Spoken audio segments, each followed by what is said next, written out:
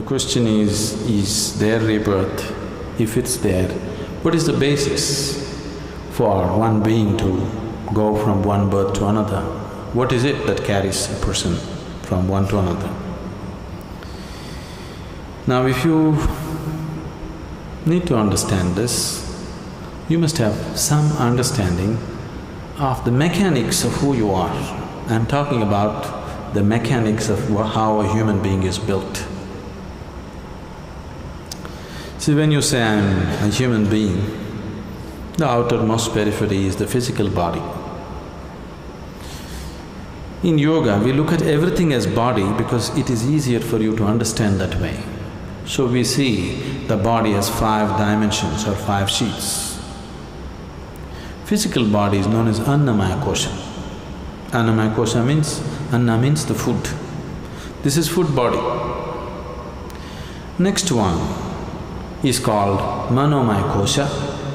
That means it's the mental body. The third one is called Pranamaya Kosha, which means the energy body. Physical body, mental body, energy body. All these 3 dimensions are physical. They are physical existence. Physical body is very gross, mental body is subtler, energy body is even subtler, but all these 3 are physical. It's just like the light bulb is physical, you can see that. The electricity behind also is physical, isn't it? The wire that connects is also physical, the electrons that flow through the wire also are physical existence. So similarly, physical body, mental body, pranic body, all are physical dimensions of life.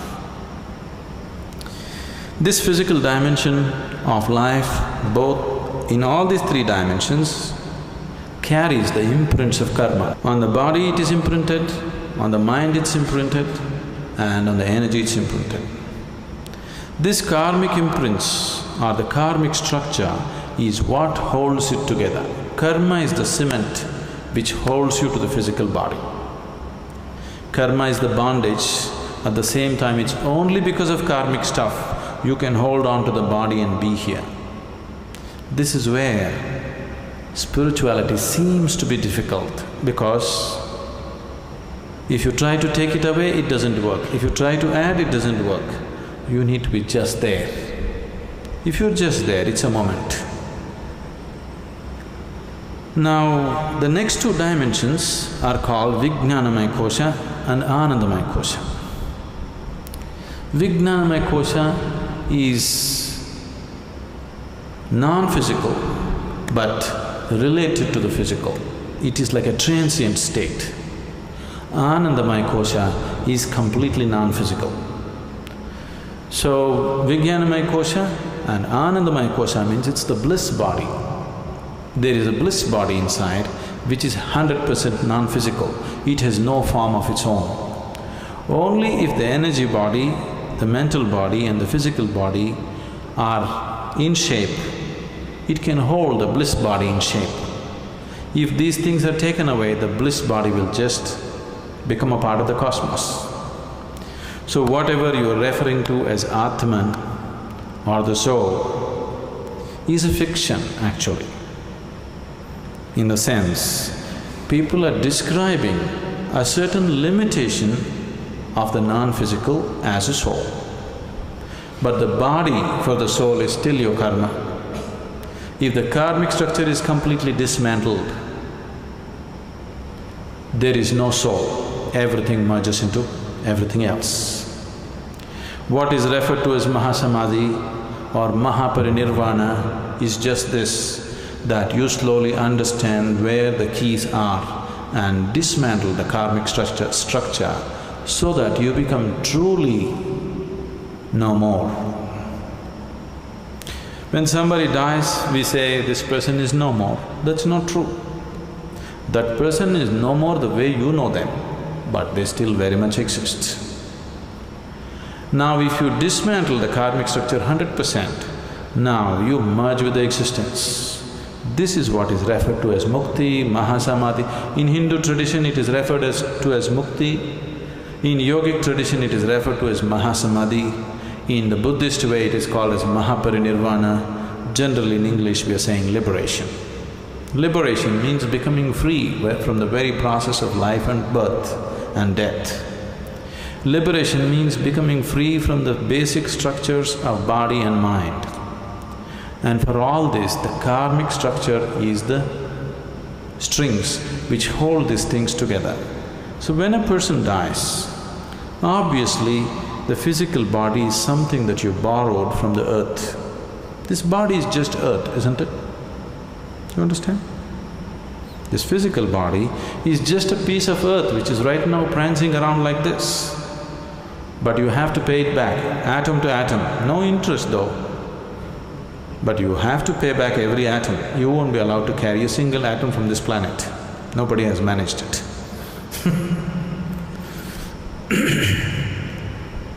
Physical body will fall apart.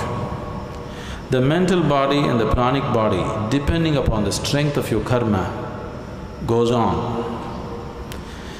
If the karmic structure is very intense, unfinished, then it has to finish it. If the karma has become weak because it has run its course, then it very easily finds another body. If it has to find another body, the intensity of the structure should come down, it should become passive. If it is very intense, it cannot find, it has to hang. So this is what you're referring to as ghosts. Somebody is dead, his karmic structure is still intense because it's not over. Now he needs much more time to find another body, he still exists. And the more intense his karmic structure is, the more visible he becomes or more experientially available to people. There are innumerable such beings all around you, if you whether you know it or you don't know it. But most of them you won't feel because their karma is dissipated. They're just waiting for more dissipation before they find another body. But if their karma is very intense, this is why they told you in the tradition, if somebody dies unnaturally, either by accident or suicide or some other way, they will become ghosts. It is not so, everybody becomes. It is just that they are more experienceable. They are more available to your experience because they have more intense karmic structures. So you people may experience them little more than other beings who die of old age. If one completely completes his allotted karma for that life, he will die just like that, without disease, without accident, without any injury. When one dies simply like that, that person may find another body within hours. This is why in this tradition always they said, if one completes his life and dies peacefully, it's the best way to die because he need not hang around. Immediately it goes on. Now when you walk the spiritual path, the ultimate goal for every spiritual seeker is, he wants to break this whole process. Or otherwise, to use an analogy, we can say, what you call as my soul right now is like a bubble. The outer periphery of the bubble is your karmic structure. Inside, there is air. Suppose you blow the bubble, you burst the bubble. Where is the air? Where is your air? There is no such thing as your air, it's become part of everything. So what you call as soul is fictitious because there is no such thing as your soul and my soul and somebody else's soul. Right now, this unboundedness is contained in the limited karmic structure, so it makes you believe as if this is a separate entity. If you take away the keys which hold the karmic structure, then it just collapses. So, this afterlife, next birth, don't believe all this nonsense. But right now if you sit here and just close your eyes, you can clearly see more than this body you are, isn't it?